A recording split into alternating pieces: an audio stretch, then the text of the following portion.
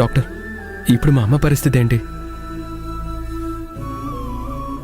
వేదవతి గారు, ప్రమాదమని తెలిసిన తర్వాత జాగ్రత్తలు తీసుకోవాలి. మీరు జాగ్రత్త పడకపోగా ఆ ప్రమాదాన్ని ఇంకా మీరు పెద్ద చేసుకుంటున్నారు.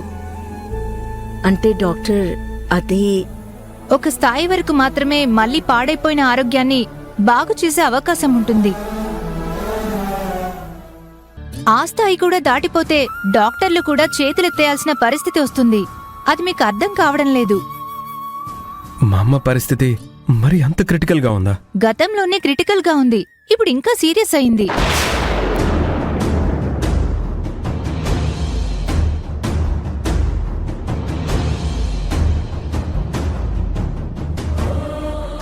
ఇప్పుడు కూడా మీరు తొందరపడకపోతే మీ అమ్మగారి ప్రాణాలకి ముప్పు.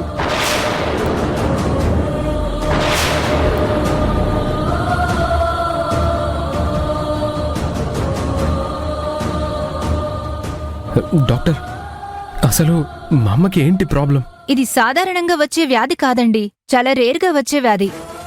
మీకు క్లియర్గా చెప్పాలంటే మీ అమ్మగారి బ్లడ్లో ఇన్ఫెక్షన్ ఉంది.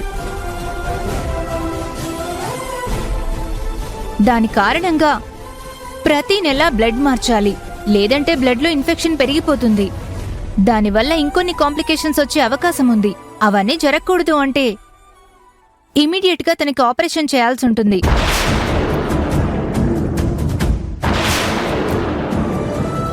ఈ విషయంలో మీరు ఎంత తొందరపడితే అంత మంచిది.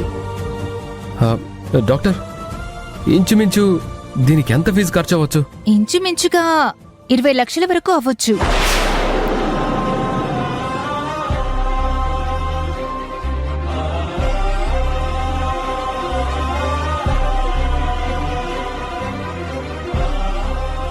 లక్షల? ఇప్పుడు అత్తయ్య గారి ప్రాణాలు కాపాడుకోవాలంటే 20 లక్షలు తీసుకురావాలా?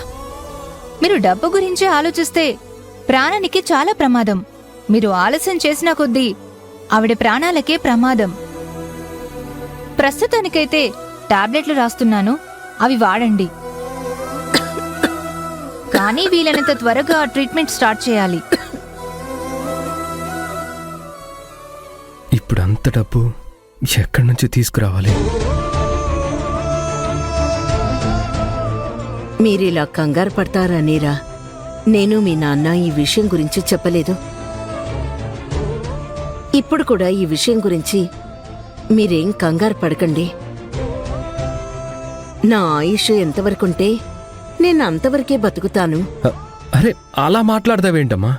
మన పరిస్థితి నాకు తెలీదా? ఇప్పుడు మనమంత డబ్బు ఎక్కడి నుంచి తీసుకురాలేమో అని నేను అర్థం చేసుకోలేనా? అమ్మా, ఎలా అయినా సరే ఆ డబ్బు తీసుకురావాలి. నీకు ట్రీట్మెంట్ మొదలు పెట్టాలి. నువ్వు ఈ విషయాలన్నీ ఆలోచిస్తూ అనవసరంగా ఆరోగ్యాన్ని ఇంకా పాడు చేసుకోకు. నేనున్నాను, నేను చూసుకుంటాను. ఈ ప్రిస్క్రిప్షన్ తీసుకోండి, తప్పనిసరిగా ఈ మందులు వాడండి. సరే డాక్టర్, ఓకే, మేము వెళ్ళొస్తాం.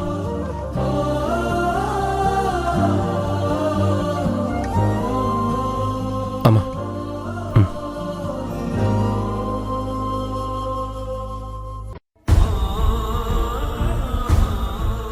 ఇంట్లో ఎందుకు ఇన్ని సమస్యలు? ఒకదాని తర్వాత ఒకటి ఎందుకు ఇన్ని ఇబ్బందులు? ఇప్పుడు అత్తయ్య గారికి నయం అవడానికి 20 లక్షలు ఎక్కడి నుంచి తీసుకుని రావాలి?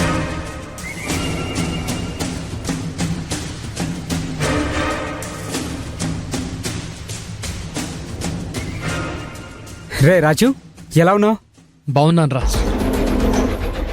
రాజు, వీళ్ళంతా నా ఎంప్లాయీస్. డియర్ ఫ్రెండ్స్,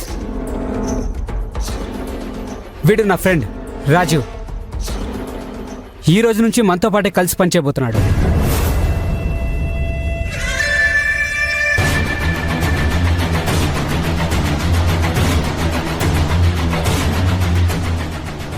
రే కృష్ణ, ఇదేదో సాఫ్ట్వేర్ ఆఫీస్ లాంటిది అనుకున్నాను, కానీ ఇక్కడంతా విచిత్రంగా ఉందేంట్రా? సాఫ్ట్వేర్ కంపెనీ లాంటిదేరా, కాకపోతే కొంచెం డిఫరెంట్ ఇది. అంటే అన్ని సాఫ్ట్వేర్ కంపెనీల్లో ప్రాజెక్టులు చేస్తే క్లయింట్స్ డబ్బులు ఇస్తారు, కానీ మనం ఇక్కడ క్లయింట్స్ దగ్గర డబ్బులు లాక్కుంటాం. ఏం మాట్లాడుతున్నావురా? మనకున్న తెలివితేటల్లో ఆన్లైన్లో కొంతమందిని అబ్జర్వ్ చేసి వాళ్ళ దగ్గర డబ్బులు గుంజుతామన్నమాట.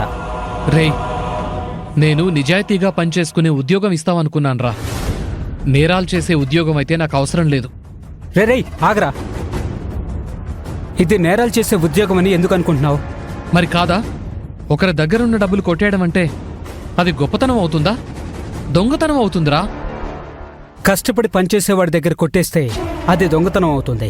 కానీ గవర్నమెంట్ కట్టాల్సిన ట్యాక్స్లు కొట్టి కోట్లు కూడబెట్టిన వాళ్ళ దగ్గర కొట్టేస్తే అది దొంగతనం ఏమాత్రం కాదు.